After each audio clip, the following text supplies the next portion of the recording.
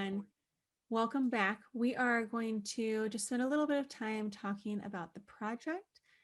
This video is going to cover the problem statement, just briefly, the research design protocol, as well as just a little bit of the final research report. There's not a lot that has to be added. The bulk of the work is the research design protocol.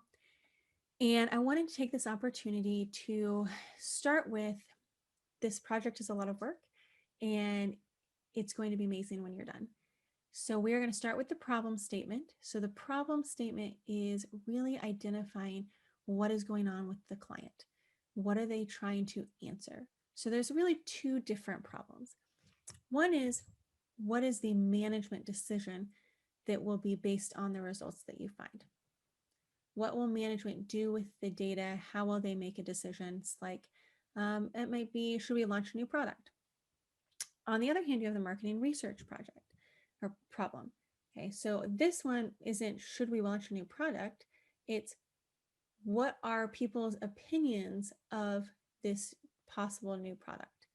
And then we're going to have components of the market research problem, like what do people feel about the features, certain features? We might ask about the packaging. We might ask about, if it's a food product, how does it taste? Or if it's a scent, does that scent appeal to you?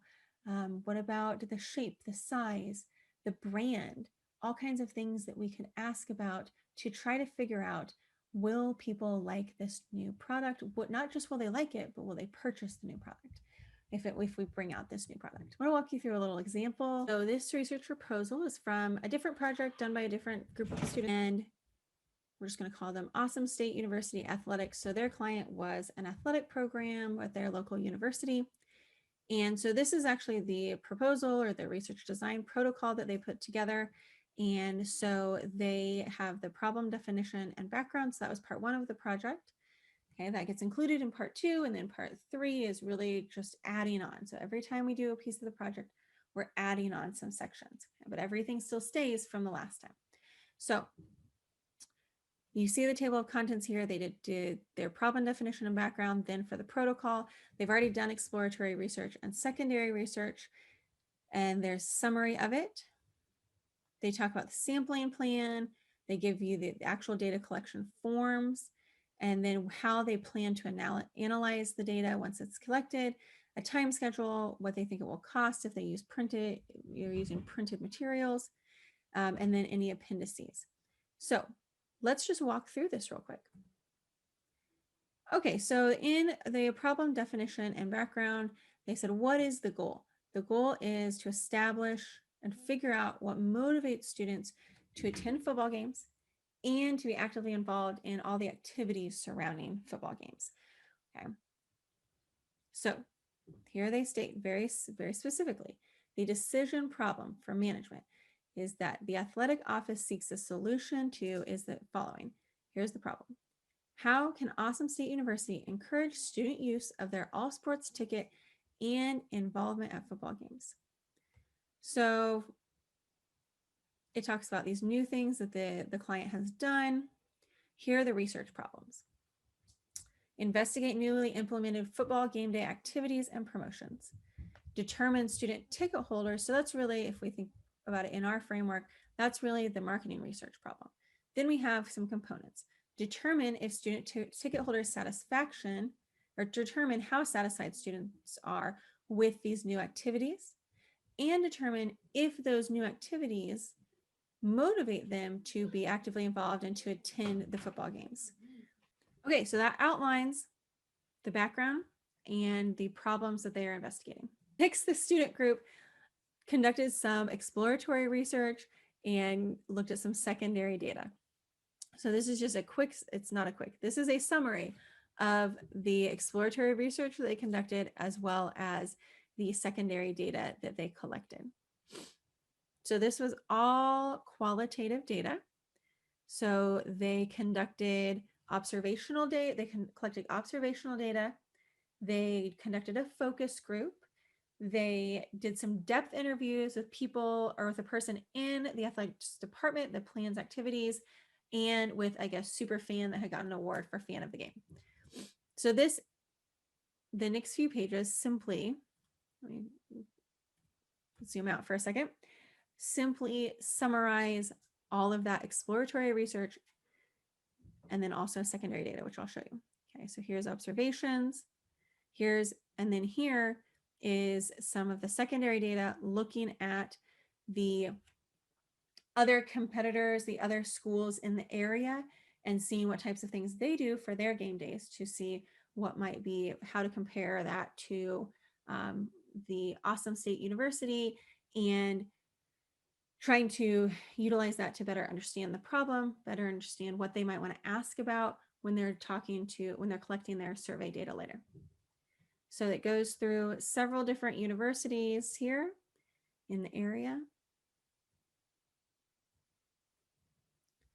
So that's pages and pages long. So here, then we have, let me go back up. Then we have the focus group that they conducted. They like talked to the band, it was sort of informal. Then they had the depth interviews with Mary Contrary from the marketing department.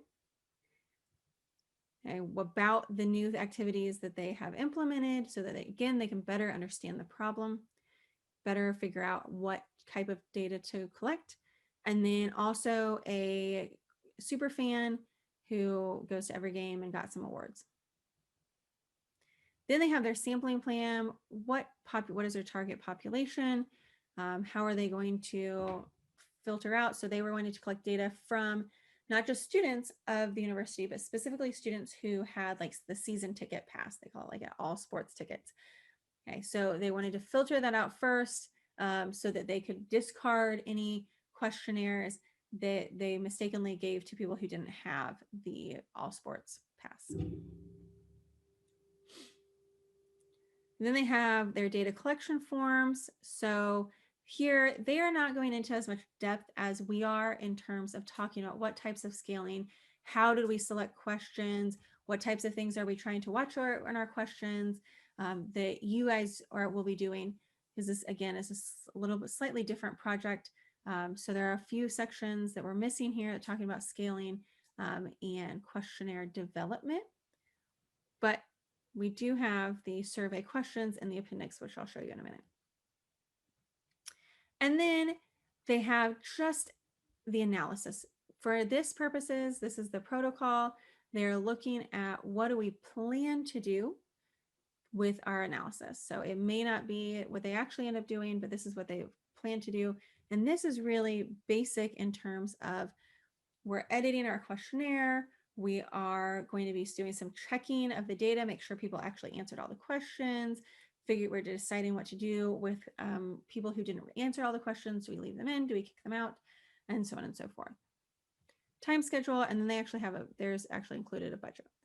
Okay, so there you have the protocol, and then the appendices are here in a separate document. So again, you have the transcript of the focus group. Okay, here's all the things that they said, that they talked about, the interview with the person from the marketing department or the coordinator. Try that. Okay. So again, just all the things that she said. The fan of the game interview transcript. They collected data from students who are actually walking in. This is kind of like a mall intercept type of scenario plan. Where they're actually asking students to fill out a survey as they're walking into a football game. And so you can see the questions they asked. They asked a ranking question. How many games have they attended? Which of the activities should be kept for next season? Which of these statements corresponds with football game attendance? Here's the script they were going to use for talking to students. And then here is the code book. They ended up getting some feedback and changing some of their questionnaire items. So here's what they finalized for the code book for data analysis. This is just like we talked about in chapter 14. They have the identification number of games attended. So this one is actual response because it's numerical. Satisfaction, and they asked about the different activities. Instead of asking what should be kept, it made more sense to just ask satisfaction on each of them, as opposed to forcing someone to say what should be kept. It's really easy to say what should be kept, and you're like, oh, that sounds interesting. I don't know anything. I don't know anything about it. I've never done it, but sure, keep it all. Why not? And so when they ask satisfaction, this got more to, if you've actually experienced it, you would rate it highly. And if you haven't, you might rate it neutrally. And if you didn't like it, of course, you'd rate it negatively. So using that Likert scale, reason for attending. So cutting that to 4 options with the numerical responses. Did these game day activities improve your experience at the game? What's your classification in college? And verification, and then gender, male, female. Okay. All right. So there's the code book. So that just gives you an idea of what this might look like at the end of this project. Okay. So from the proposal that you saw, you would then add in the code book, the raw data, just the Excel file that you download from Google Forms or Qualtrics or whatever survey software you decide to use, or you could actually scan in. If you did physical copies, you could scan those in, have the raw data there. Then you're going to, instead of having proposed data analysis, you would talk about, now that you have the data, that may be different, right? Excuse me. So you're going to detail how you would analyze this data, and you are going to report some results, right? You should have frequency analysis. What is if we use this as an example, right? We should know what is the average number of games attended by these season ticket holders. What is their average satisfaction with each of these different activities, right? This is a 1 through 5 scale. So if they're really on average satisfied, we might see like a 4.23 average satisfaction with inflatable games, for example. Then our attending student football games, this one doesn't make sense to do some sort of average, right? Because an average doesn't tell us anything. They are forced to choose between 4 choices. This one would make more sense in our project to report as a frequency distribution with a nice little chart. Histogram would be great. There's an example of that in the chapter 14 slides and video. Same thing with classification in college and gender. You could do some cross-tabulations with these as well if you wanted to compare freshman experience, classification in college with the reason that they attend, or classification in college with their average scores on each of the different activities. There's a variety of things you could do there. And then improvement of game day activities. Did the game day activities improve their experience? That one would be one that you could average as well. Those Likert scales can be averaged. Okay, so that gives you a good idea of what you might have in your project, what another project looks like. Not exactly what we're doing, but very, very close. And I hope this has been clarifying for you. I would say a couple of points on the problem statement and background. The biggest thing there is identifying the problem. So really there are 2 key things and then a sub thing that you should identify. What is the management decision problem is number 1. Then translate that into a market research problem. Okay. Then you're going to have some components. So what are the sub questions that are going to help you answer the first one? The first one, the market research problem, you may not be able to get to that without looking at some specific criteria. So for example, here, the management decision, again, how can we encourage student use of the all sports ticket, the season tickets, and how involvement in football games? And so then the research problem, the main one was investigate these activities and promotions. That's the market research problem. Then the components for our purposes would be determine student ticket holder satisfaction and determine if they motivate them to attend home games. So we could actually, not for our purposes, but theoretically, you could analyze, does student satisfaction with these different activities is that associated with the number of games that they've attended? The people that are more satisfied, more likely to attend games? Have they attended a higher number, or does that matter at all? So that's the problem statement, the making sure that you have those two problem statements: management decision problem, market research problem, and then the components for the market research problem. In this case, I would actually lay them out a little bit differently.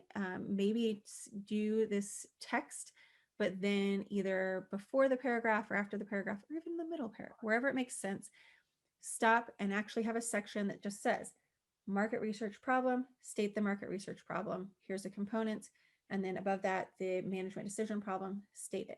So it's really clear. We know what the management decision problem is. We know what the market research problem is, and we know what its components are. We figured it out.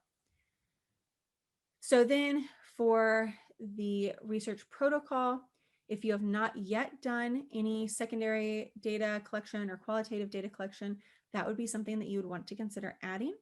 For our purposes, you might think about interviews with people that are within your target population, experts. With the client that we're using, the opportunities are really wide open. This could be a parent, this could be friends, this could be family. For the purposes of this project, I'm not asking you to go contact the head of the FDA to talk about organic produce. So use the resources that you have to conduct that data, that exploratory research. Look for what secondary data is out there. Has someone tried something like what you're thinking about? What is out there in terms of the market and competitors? What do competitors do? All kinds of things that are out there already that you can include. So again, in this case, there was quite a bit of this exploratory qualitative data, observation, focus groups, interviews, and secondary data. Let's see if I can, okay. And so then for our purposes, instead of doing this calculation, we aren't going to have, because of our time constraints, we probably aren't going to be collecting data from hundreds of people. I'm pretty sure that the calculation here was 467 people that this student group needed to get surveys from to have an appropriate sample size to answer their questions. We don't have the time for that. And so my encouragement to you is to get as many responses as you can within the sampling frame and the sampling plan that you have chosen. Maybe that's snowball sampling, maybe that's convenience sampling. Maybe you've decided to put it on social media. Maybe you've decided to call people. Maybe you decide to go stand at the farmer's market and actually pass out surveys. Whatever it is that you decided to do, try to get as much data as possible. If you could get 50 responses, I would be very pleased. So instead of doing this calculation here, I want you to go into more detail on what you're sampling, what your target population is, and sampling frame, why you chose that particular justification for why that makes sense. How are you going to contact them? Why does that make sense? Okay. You should absolutely have your data collection form. So in this section, this is really more of that scaling and questionnaire development. How did you develop your questionnaire? What were your thoughts behind it? Why are you asking this question and not some other question over here? Why are these the questions you're asking, and why are you asking them in these ways? Why a Likert scale instead of a ranking scale? Okay. And then you will talk about the analysis. Again, you will present some basic statistics, frequency, some averages. You might even compare some means if possible, but predominantly you're going to be giving us basic statistics. This should be in terms of your questions that you asked on the topic, as well as demographic data from the respondents, so that you know what were their average ages, or were they mostly male or female, or married or not married, or whatever makes sense for whatever problem you are investigating for the client. Okay. Then talk about what other analyses would you conduct if this were a full-fledged market research study, and why. We do not have the time schedule or cost requirements in hours. Okay, so then when you get to the final research report, that's where you're going to be adding in the actual results of the frequency distributions, the averages, and so on and so forth. And then, even though we're not conducting the more sophisticated statistical analyses, I still would like you to have a recommendation section or an interpretation section. From what you collected, what is your sense of what the client should do? What is the answer to the market research problem? And what would you recommend the answer to the management decision problem be? Okay, so that's a big overview with an example of our market research project. If you have questions, whenever you run into things, let me know. This is definitely one of those projects where more is better than less. This is not a streamlined, simple, just do the bare minimum project. The more you include, the better it's going to be, the better it's going to be for you to understand this process and to be able to apply it to a job someday. Or maybe you want to open your own business and you want to actually go figure out, does this make sense in this location? Does this location make sense? Does this pricing make sense? Does this distribution method make sense? Should I have pink packaging or blue packaging? Or whatever it is that you're trying to figure out, you can take this process and actually utilize it for yourself, a client, a company, a friend who's trying to open a business. Okay. And then the last thing I would say is check out the resources on Blackboard for secondary data. There are, if you have envisioned your client in the upstate area, there is some data available that I've posted for you that you can actually utilize as secondary data. Don't just like copy and paste it in, but figure out from that data what is important for your client and how you can incorporate that in your project. Okay. All right. Email me when you have questions. Check out the FAQ for the project as well. And I will talk to you all soon. Thanks, everyone.